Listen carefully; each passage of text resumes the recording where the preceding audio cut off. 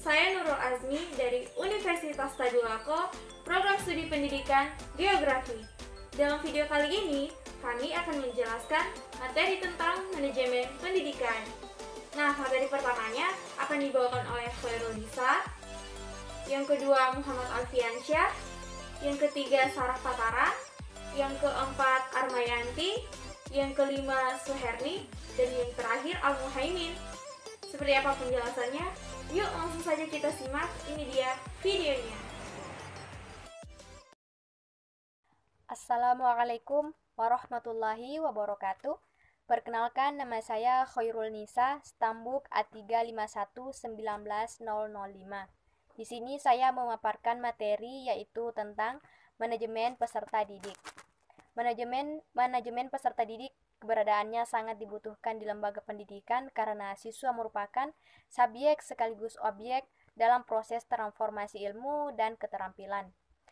Manajemen peserta didik merupakan penataan dan pengaturan terhadap kegiatan yang berkaitan dengan peserta didik, mulai dari siswa itu masuk sampai dengan keluar dari suatu sekolah. Menurut Undang-Undang Sikdiknas bahwa peserta didik adalah anggota masyarakat yang berusaha mengembangkan potensi dirinya melalui proses pembelajaran yang tersedia pada jalur, jenjang dan jenis pendidikan tertentu.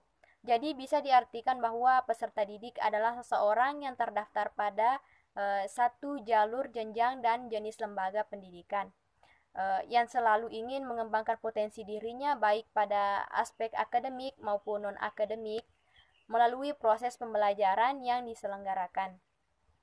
Manajemen peserta didik bertujuan mengatur berbagai kegiatan dalam bidang kesiswaan agar kegiatan pembelajaran di sekolah lancar, tertib, dan teratur. Dalam pembahasan ini, manajemen peserta didik meliputi beberapa kegiatan, yaitu pertama, perencanaan terhadap peserta didik, kedua, pembinaan peserta didik, ketiga, evaluasi peserta didik, keempat, mutasi peserta didik. Yang pertama yaitu perencanaan peserta didik. Perencanaan terhadap peserta didik menyangkut perencanaan penerimaan siswa baru, kelulusan, jumlah putus sekolah, dan kepindahan. Langkah yang pertama yaitu perencanaan terhadap peserta didik yang meliputi kegiatan pertama yaitu analisis kebutuhan peserta didik, kedua rekrutmen peserta didik, ketiga seleksi peserta didik, keempat orientasi, kelima penempatan peserta didik, dan keenam yaitu pencatatan dan pelaporan. Yang kedua yaitu pembinaan peserta didik. Langkah kedua dalam manajemen peserta didik adalah pembinaan terhadap peserta didik yang meliputi layanan-layanan khusus yang menunjang manajemen peserta didik.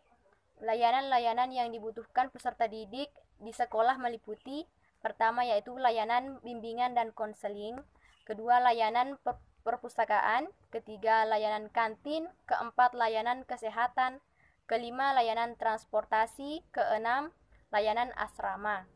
Ketiga yaitu evaluasi kegiatan peserta didik. Pasaribu dan Simanjuntak dalam Syaiful Bahri, Jamrah dan Aswan Zain 2002-58 menyatakan bahwa tujuan umum dari evaluasi peserta didik adalah yaitu pertama mengumpulkan data-data yang membuktikan taraf kemajuan peserta didik dalam mencapai tujuan yang diharapkan. Kedua yaitu memungkinkan pendidik atau guru menilai aktivitas pengalaman yang didapat. Ketiga yaitu menilai metode mengajar yang digunakan. Kedua yaitu tujuan khusus dari evaluasi peserta didik, yaitu pertama merangsang kegiatan peserta didik, kedua menemukan sebab-sebab kemajuan atau kegagalan belajar peserta didik, ketiga yaitu memberikan bimbingan yang sesuai dengan kebutuhan perkembangan dan bakat siswa yang bersangkutan. Keempat yaitu untuk memperbaiki mutu pembelajaran atau cara belajar dan metode mengajar. Berdasarkan tujuan penilaian hasil belajar tersebut, ada beberapa fungsi penilaian yang dapat dikemukakan antara lain. Pertama yaitu fungsi selektif. Dalam mengadakan evaluasi, guru mempunyai cara untuk mengadakan seleksi atau penilaian terhadap peserta didiknya. Kedua yaitu fungsi diagnostik apabila alat yang digunakan dalam evaluasi cukup memenuhi persyaratan. Dengan melihat hasilnya, guru akan dapat mengetahui kelemahan peserta didik sehingga lebih mudah untuk mencari cara mengatasinya. Ketiga yaitu fungsi penempatan. Pendekatan yang bersifat melayani perbedaan kemampuan peserta didik adalah pengajaran secara kelompok. Keempat yaitu fungsi pengukur keberhasilan program. Evaluasi ini dimaksudkan untuk mengetahui sejauh mana suatu program berhasil diterapkan.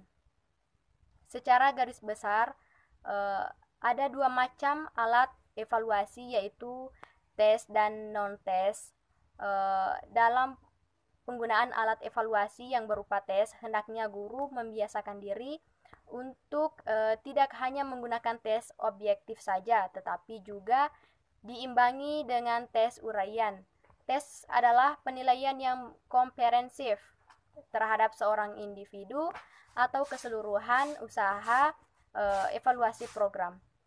Ditinjau dari segi kegunaan untuk mengukur keberhasilan peserta didik, ada 3 jenis tes yaitu pertama tes diagnostik.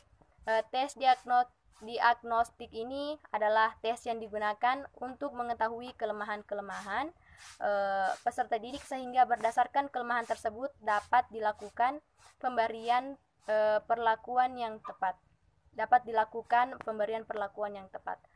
Kedua yaitu tes formatif. Tes formatif atau evaluasi formatif dimaksudkan untuk mengetahui sejauh mana peserta didik telah terbentuk setelah mengikuti suatu program tertentu. Yang ketiga itu tes sumatif. Tes sumatif atau evaluasi sumatif dilaksanakan setelah berakhir pemberian sekelompok program atau pokok pembahasan. Ada 2 kegiatan dalam menindaklanjuti hasil penilaian peserta didik, antara lain pertama yaitu program remedial. Dalam hal pengajaran remedial, kegiatan ini dilakukan dengan beberapa alasan, antara lain pertama yaitu masih banyak peserta didik yang menunjukkan belum dapat mencapai prestasi belajar yang diharapkan. Kedua yaitu guru bertanggung jawab atas keseluruhan proses pendidikan, yang berarti bertanggung jawab atas tercapainya tujuan pendidikan melalui pencapaian standar kompetensi yang diharapkan. Ketiga yaitu pengajaran remedial diperlukan dalam rangka melaksanakan proses belajar yang sebenarnya, yaitu sebagai proses perubahan tingkah laku secara keseluruhan. Keempat yaitu pengajaran remedial merupakan salah satu bentuk pelayanan bimbingan dan penyuluhan melalui interaksi belajar mengajar. Adapun tujuan pengajaran remedial adalah secara umum, yang pertama itu secara umum pengajaran remedial bertujuan agar peserta didik yang mengalami kesulitan belajar dapat mencapai prestasi belajar yang diharapkan melalui proses penyembuhan atau perbaikan baik dalam segi kepribadian peserta didik maupun segi proses belajar mengajar. Yang kedua yaitu secara khusus pengajaran remedial bertujuan agar peserta didik pertama yaitu memahami dirinya sendiri. Hal ini menyangkut prestasi belajarnya dari segi kekuatan, kelemahan, jenis dan sifat kesulitannya. Dalam mengubah atau memperbaiki cara-cara belajar ke arah yang lebih sesuai dengan kesulitan yang dihadapinya. Ketiga yaitu memilih materi dan fasilitas belajar secara tepat. Yang keempat yaitu dapat mengatasi hambatan belajar yang menjadi latar belakang kesulitannya. Yang selanjutnya yaitu strategi dan pendekatan pengajaran yang bersifat kuratif. Pendekatan pengajaran yang dapat diterapkan antara lain pertama yaitu penanggulangan.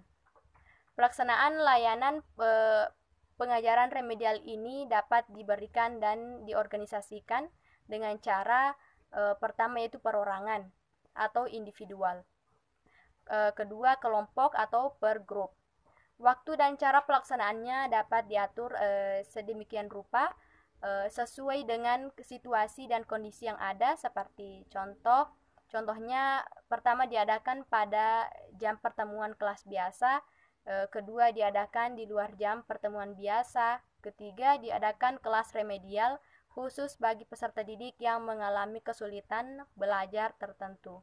Kedua yaitu pengayaan dan pengukuhan. Materi program pengayaan dalam hal ini dapat bersifat ekuivalen atau horizontal dalam PBM utama. Kedua yaitu suplementer saja terhadap program PBM utama. Ketiga, percepatan. Ada dua kemungkinan pelaksanaannya, antara lain pertama, promosi penuh status akademisnya ke tingkat yang lebih tinggi sebatas kemungkinannya. Kedua yaitu maju berkelanjutan atau continuous progress, tidak diartikan sebagai promosi status akademisnya secara keseluruhan. Kedua yaitu strategi dan pendekatan pengajaran yang bersifat preventif. Teknik layanan pengajaran yang digunakan pertama yaitu layanan kepada kelompok belajar homogen, kedua yaitu layanan pengajaran individual, ketiga layanan pengajaran secara kelompok dengan dilengkapi kelas khusus, remedial dan pengayaan. Yang terakhir yaitu mutasi peserta didik. Secara garis besar, mutasi peserta didik diartikan sebagai proses perpindahan peserta didik dari sekolah satu ke sekolah yang lain, atau perpindahan peserta didik yang berada dalam sekolah. Oleh karena itu ada dua jenis mutasi peserta didik. Pertama yaitu mutasi ekstern. Mutasi ekstern adalah perpindahan peserta didik dari satu sekolah ke sekolah yang lain. Adapun tujuan mutasi ekstern adalah mutasi didasarkan pada kepentingan peserta didik untuk dapat mengikuti pendidikan di sekolah sesuai dengan keadaan dan kemampuan peserta didik serta lingkungan yang mempengaruhinya. Kedua yaitu memberikan perlindungan kepada sekolah tertentu untuk dapat tumbuh dan berkembang secara wajar sesuai dengan keadaan, kemampuan sekolah serta lingkungan yang mempengaruhinya. Kedua yaitu mutasi intern. Mutasi intern adalah perpindahan peserta didik dalam suatu sekolah. Dalam hal ini akan dibahas khusus yang mengenai kenaikan kelas. Seorang peserta didik dinyatakan naik kelas apabila memenuhi persyaratan. Pertama yaitu tidak terdapat nilai mati. Kedua, program pendidikan umum rata-rata nilai kurang-kurangnya 6,0. Boleh ada dua nilai yang kurang dari 6,0 asal bukan pendidikan agama dan pendidikan Pancasila dan kewarganegaraan. Ketiga yaitu program pendidikan akademis rata-rata nilai sekurang-kurangnya 6,0. Boleh ada dua nilai yang kurang dari 6,0 asal bukan bahasa Indonesia. Keempat yaitu program pendidikan keterampilan rata-rata nilai sekurang-kurangnya 6,0 dan boleh ada satu nilai yang kurang dari 6,0. Di samping nilai akhir nilai akhir mata pelajaran, ada beberapa faktor yang dapat menentukan seseorang peserta didik berhasil atau tidak untuk naik kelas, antara lain pertama kerajinan, kedua kedisiplinan, ketiga tingkah laku. Dispensasi bagi peserta didik yang mengulang diberikan untuk kepentingan peserta didik dan sekolah. Bagi peserta didik, pertama yaitu tidak membutuhkan waktu yang lama untuk menyesuaikan diri dengan sekolah yang baru. Kedua, dapat belajar intensif. Ketiga, karena malu ia berusaha semaksimal mungkin untuk naik kelas. Ada beberapa ketentuan peserta didik yang dapat mengajukan dispensasi, antara lain pertama yaitu pada kelas 1 tidak naik kelas 2 kali. Kedua, pada kelas 1 tidak naik kelas 1 kali kemudian naik kelas. Di kelas 2 naik, di kelas 2 tidak naik kelas 1 kali. Ketiga yaitu pada kelas 2 tidak naik kelas berturut-turut 2 kali. Peserta yang keempat yaitu peserta didik yang tidak naik kelas di kelas 2 dan 3 masing-masing 1 kali. Kelima yaitu peserta didik yang berturut-turut tidak lulus atau tamat di kelas 3 sebanyak 2 kali. Untuk penempatan peserta didik yang naik kelas dapat dilakukan dengan 2 cara, yaitu pertama secara vertikal. Cara ini dilakukan apabila peserta didik selalu mengikuti kelasnya dari kelas 1 sampai kelas 3. Kedua yaitu secara horizontal. Pengelompokan secara horizontal sebenarnya berdasarkan prestasi peserta didik di kelas, sehingga di dalam suatu kelas bervariasi prestasinya. Demikian itulah hasil presentasi saya yang mengenai tentang manajemen peserta didik. Mohon maaf jika ada salah, dan saya akhiri. Wabillahi taufiq wal hidayah. Wassalamualaikum warahmatullahi wabarakatuh. Bismillahirrahmanirrahim. Assalamualaikum warahmatullahi wabarakatuh. Perkenalkan, nama saya Muhammad Alfiansyah, Stambuk A351-19023 dari Fakultas Keguruan dan Ilmu Pendidikan, Prodi Pendidikan Geografi. Baik, pada kali ini saya akan menjelaskan tentang definisi manajemen tenaga pendidik dan kependidikan. Materi yang pertama yang saya bahas adalah definisi tenaga pendidik dan kependidikan.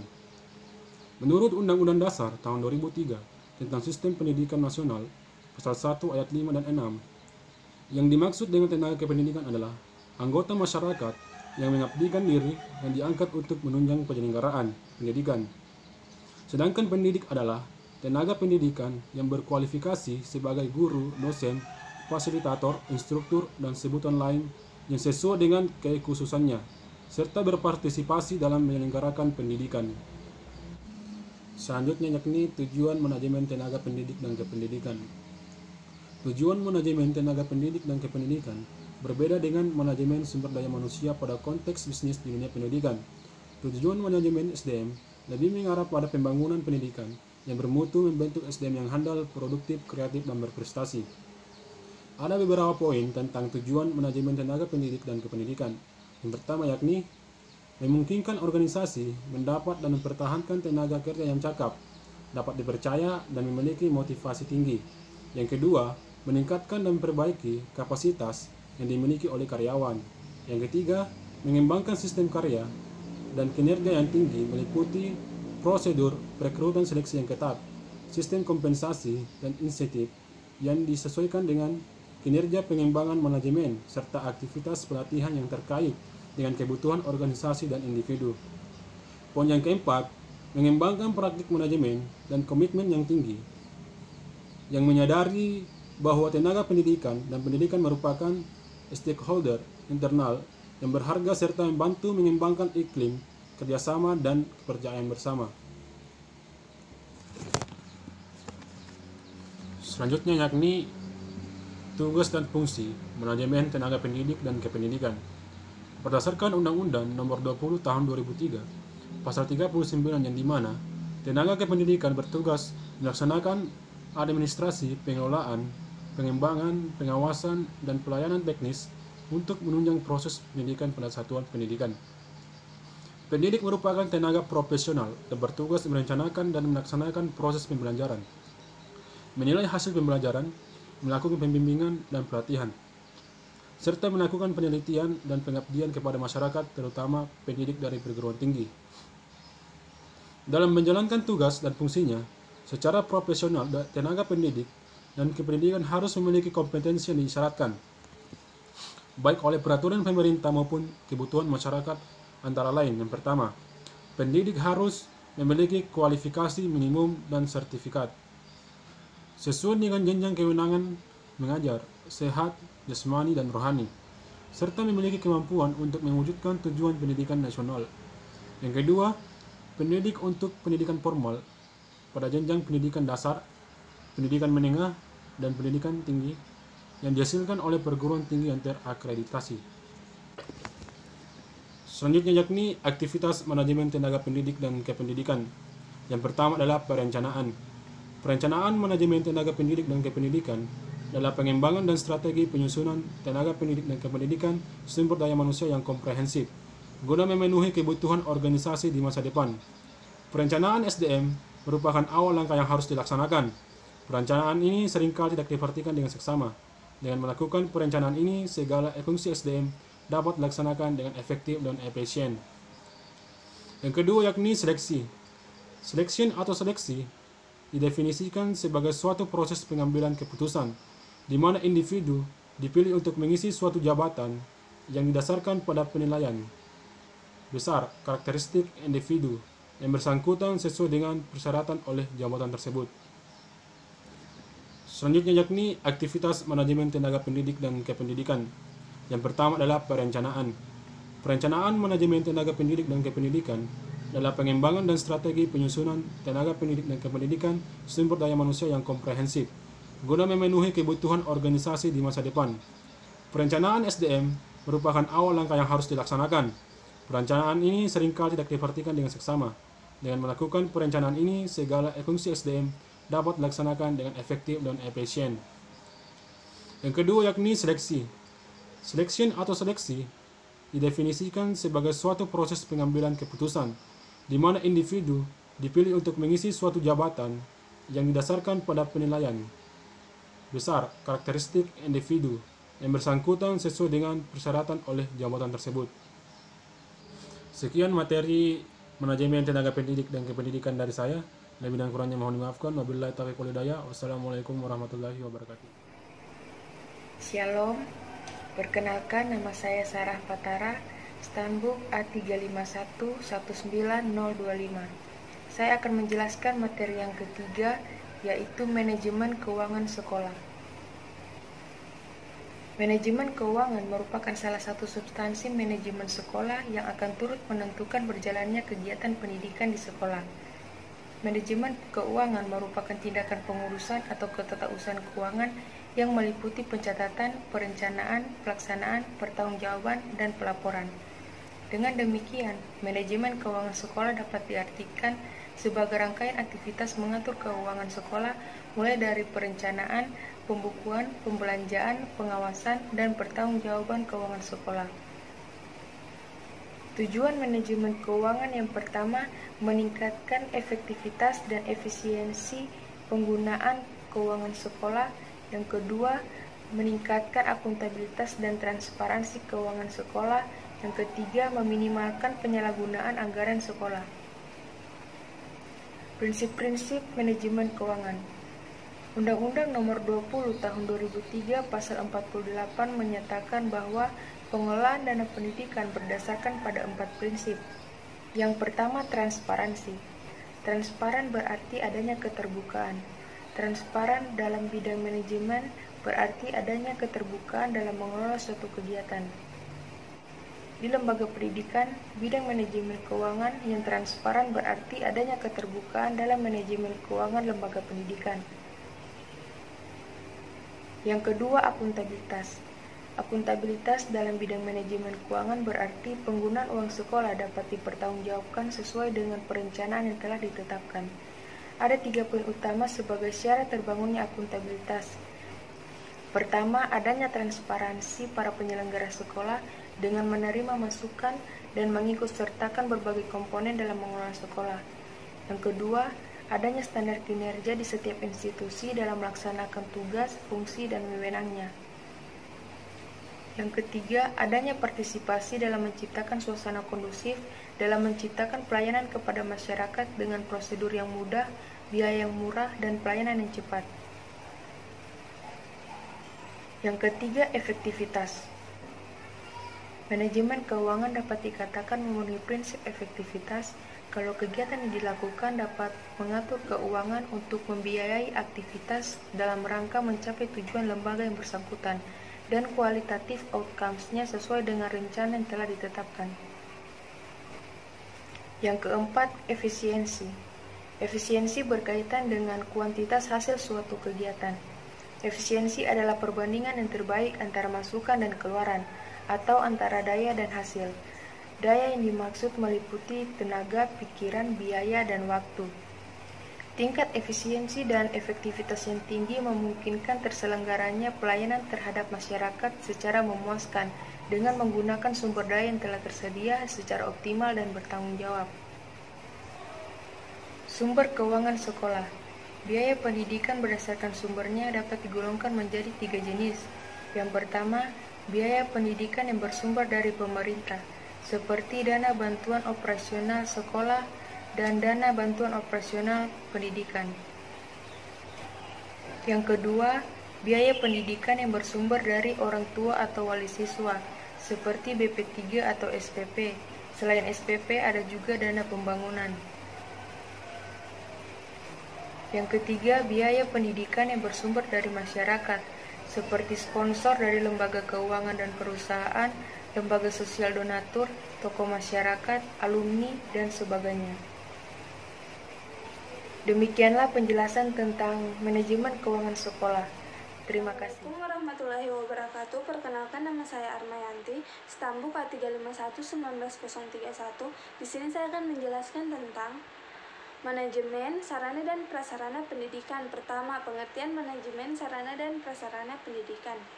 Ketersediaan sarana dan prasarana pendidikan merupakan salah satu komponen penting yang harus terpenuhi dalam menunjang sistem pendidikan. Menurut ketentuan umum Permendiknas nomor 24 tahun 2007, sarana merupakan perlengkapan pembelajaran yang dapat berpindah-pindah, sedangkan prasarana merupakan fasilitas dasar untuk mendukung sekolah atau madrasah. Sarana meliputi gedung, ruang kelas, kursi dan meja, serta alat-alat media pembelajaran lainnya, sedangkan prasarana meliputi halaman, taman, jalan menuju sekolah, dan lain-lain. Tetapi, jika dimanfaatkan sebagai media pembelajaran langsung, maka komponen di atas merupakan sarana pendidikan. Terus, pengertian manajemen sarana dan prasarana pendidikan. Sarana dan prasarana pendidikan adalah kegiatan pengelolaan sarana dan prasarana pendidikan yang dilakukan oleh sekolah dalam upaya untuk menunjang kegiatan belajar dan kegiatan lain sehingga kegiatan tersebut dapat berjalan dengan baik. Terus, yang kedua, ruang lingkup manajemen sarana dan prasarana pendidikan. Manajemen sarana dan prasarana pendidikan dapat diartikan sebagai kegiatan menata, mulai dari perencanaan atau analisis kebutuhan, pengadaan, inventarisasi, pendistribusian, pemanfaatan, pemeliharaan, pemusnahan, dan pertanggungjawaban terhadap barang-barang bergerak dan tidak bergerak, perabot sekolah, alat-alat belajar, dan lain-lain. Dengan adanya kegiatan tersebut, perawatan terhadap sarana dan prasarana dapat berjalan dengan sebagaimana mestinya, sehingga bisa meningkatkan kinerja sekolah dan memperpanjang usia pakai, menurunkan biaya perbaikan, dan menetapkan biaya efektif perawatan sarana dan prasarana. Terus, fungsi manajemen sarana dan prasarana meliputi pertama, perencanaan atau analisis kebutuhan, terus kedua, pengadaan, ketiga, inventarisasi, keempat, pendistribusian, kelima, pemanfaatan, keenam, pemeliharaan, ketujuh, pemusnahan, dan ke-8, pertanggungjawaban. Pertama, perencanaan. Perencanaan merupakan kegiatan analisis kebutuhan terhadap segala kebutuhan dan perlengkapan yang dibutuhkan sekolah untuk kegiatan pembelajaran, peserta, dan didik kegiatan juga penunjang lainnya. Kegiatan ini dilakukan secara terus-menerus selama kegiatan sekolah berlangsung. Kegiatan ini dilakukan pada awal tahun pembelajaran dan disempurnakan tiap triwulan atau tiap semester. Terus kedua, pengadaan. Pengadaan adalah proses kegiatan mengadakan sarana dan prasarana yang dapat dilakukan dengan cara-cara membeli, menyumbang, hibah, dan lain-lain. Pengadaan sarana dan prasarana dapat berbentuk pengadaan buku, alat, perabot, dan bangunan. 3. Penginventarisasian. Penginventarisasian adalah kegiatan melaksanaan penggunaan, penyelenggaraan, pengaturan, dan pencatatan barang-barang. menyusun daftar barang yang menjadi milik sekolah ke dalam satu daftar, inventaris barang secara teratur. Terus yang keempat, pemeliharaan. Pemeliharaan adalah kegiatan merawat, memelihara dan menyimpan barang-barang sesuai bentuk-bentuk jenis barangnya sehingga barang tersebut awet dan tahan lama. Selanjutnya yaitu penggunaan dan pemanfaatan sarana dan prasarana pendidikan. Penggunaan sarana dan prasarana pendidikan adalah pemanfaatan segala jenis barang yang sesuai dengan kebutuhan yang dilakukan secara efektif dan efisien. Yang selanjutnya yaitu penghapusan. Penghapusan barang inventaris adalah pelepasan suatu barang dari kepemilikan dan tanggung jawab pengurusnya oleh pemerintah ke swasta. Penghapusan barang dapat dilakukan secara lelang dan pemusnahan. Terus yang terakhir, pertanggungjawaban. Penggunaan barang-barang sekolah harus dipertanggungjawabkan dengan cara membuat laporan pengelolaan atau penggunaan barang-barang tersebut yang diajukan pada pimpinan. Terus, peran guru dalam manajemen sarana dan prasarana pendidikan. Sebagai pelaksana pendidikan, guru juga mempunyai andil dalam perencanaan sarana dan prasarana pendidikan.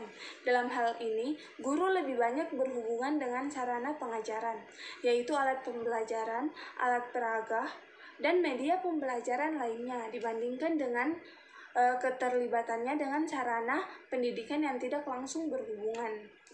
Peranan guru dalam manajemen sarana dan prasarana dimulai dari perencanaan, pemanfaatan pemeliharaan, keterlibatannya, serta pengawasan sarana dan prasarana yang dimaksud.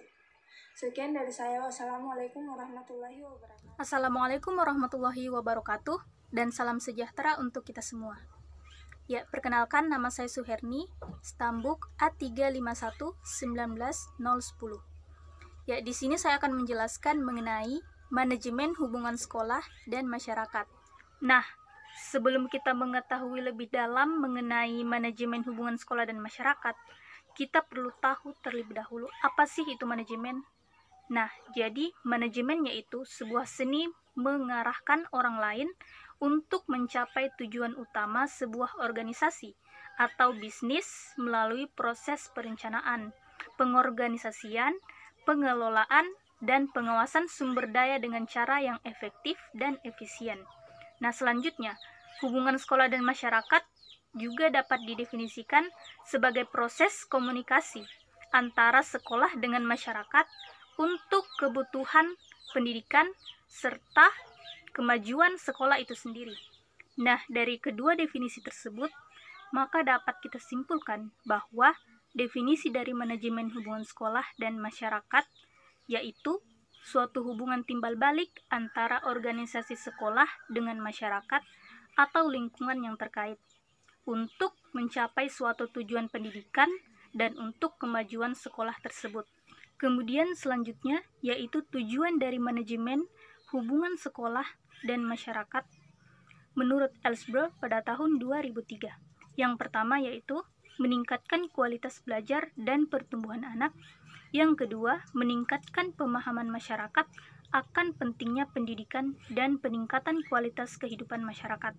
Yang ketiga, mengembangkan antusiasme atau semangat saling bantu antar sekolah dengan masyarakat demi kemajuan kedua belah pihak. Yang keempat, meningkatkan kualitas pembelajaran dan pertumbuhan peserta didik. Kemudian yang kelima, berperan dalam memahami kebutuhan-kebutuhan masyarakat. Yang keenam, mengembangkan program-program sekolah ke arah yang lebih maju. Kemudian yang terakhir, mampu menumbuhkan kreativitas serta dinamika kedua belah pihak sehingga hubungan dapat bersifat aktif dan dinamis. Sekian pembahasan dari saya mengenai manajemen hubungan sekolah dan masyarakat. Semoga bermanfaat untuk kita semua. Saya ucapkan banyak terima kasih. Wassalamualaikum warahmatullahi wabarakatuh. Bismillahirrahmanirrahim. Assalamualaikum warahmatullahi wabarakatuh. Nama saya Al-Muhaimin, Stambuk A351-19007. Di sini saya akan menjelaskan manajemen kurikulum. Secara sederhana, manajemen kurikulum dapat diartikan sebagai proses pencapaian tujuan sebuah kurikulum yang dilakukan sekelompok orang menjalankan fungsi-fungsi manajemen, mulai dari proses perencanaan kurikulum, pengorganisasian kurikulum, implementasi kurikulum, hingga evaluasi atau kontrol dari seorang manajer atas kurikulum yang diterapkan di lembaga pendidikan. Adapun tujuan manajemen kurikulum. Untuk mengakomodasi perbedaan pandangan tersebut, Hamid Hasan tahun 1988 mengemukakan bahwa tujuan dasar kurikulum dapat ditinjau dalam 4 dimensi, yaitu yang pertama, kurikulum sebagai suatu ide adalah kurikulum yang dihasilkan melalui teori-teori dan penelitian, khususnya dalam bidang kurikulum dan pendidikan.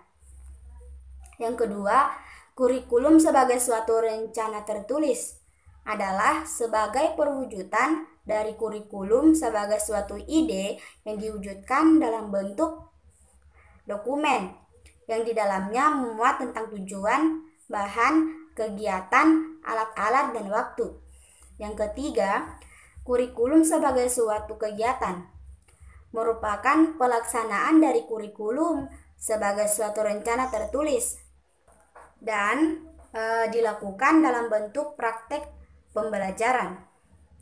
Yang keempat, kurikulum sebagai suatu hasil merupakan konsekuensi dari kurikulum sebagai suatu kegiatan dalam bentuk ketercapaian tujuan kurikulum, yakni tercapainya perubahan perilaku atau kemampuan tertentu dari para peserta didik. Nah, berikut fungsi dan manfaat. Yang pertama, fungsi manajemen kurikulum, yaitu meningkatkan efisiensi pemanfaatan sumber daya kurikulum. Selanjutnya, meningkatkan keadilan dan kesempatan pada siswa untuk mencapai hasil yang maksimal. Kemampuan yang maksimal dapat dicapai peserta didik tidak hanya melalui kegiatan intrakurikuler, tetapi juga perlu melalui kegiatan ekstra dan kurikuler yang dikelola secara integritas dalam mencapai tujuan kurikulum. Nah, manfaat manajemen atau pentingnya manajemen pembangunan atau pengembangan. Yang pertama, manajemen sebagai disiplin ilmu erat kaitannya dengan disiplin ilmu lainnya. Yang kedua, para pengembang kurikulum mengikuti pola dan alur pikir yang sinkron dengan pola dan struktur berpikir dalam manajemen. Ketiga, implementasi kurikulum sebagai bagian integral dalam pengembangan kurikulum membutuhkan konsep-konsep, prinsip-prinsip, dan prosedur serta pendekatan dalam manajemen.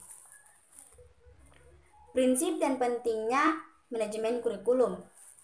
Prinsip yang harus diperhatikan dalam melaksanakan manajemen kurikulum adalah produktivitas, demokrativitas, komparatif, efektivitas, dan efisiensi, mengarahkan pada pencapaian visi misi dan tujuan yang sudah diterapkan. Tujuan kurikulum dapat didefinisikan sebagai kualifikasi yang harus dimiliki anak setelah mereka menyelesaikan suatu bidang studi tertentu dalam suatu lembaga pendidikan. Isi kurikulum hendaknya memuat semua aspek yang berhubungan dengan aspek kognitif, efektif, dan psikomotorik yang terdapat pada isi setiap mata pelajaran yang disampaikan dalam kegiatan proses pembelajaran. Isi kurikulum dan kegiatan pembelajaran diarahkan untuk mencapai tujuan dari semua aspek tertentu. Evaluasi merupakan komponen-komponen untuk melihat efektivitas pencapaian tujuan. Dalam konteks kurikulum, evaluasi dapat berfungsi untuk mengetahui apakah tujuan yang telah ditetapkan sudah tercapai atau belum, atau Evaluasi dapat digunakan sebagai umpan balik dalam perbaikan strategi yang diterapkan. Kedua fungsi tersebut menurut Sterven 1967 adalah evaluasi sebagai fungsi sumatif dan evaluasi sebagai fungsi formatif. Manajemen kurikulum pada dasarnya berkaitan dengan studi administrasi pendidikan, di mana fungsi servis telah tercakup di dalamnya. Untuk memudahkan kita mempelajari manajemen kurikulum, maka ada baiknya kita kembali pada fungsi-fungsi manajemen.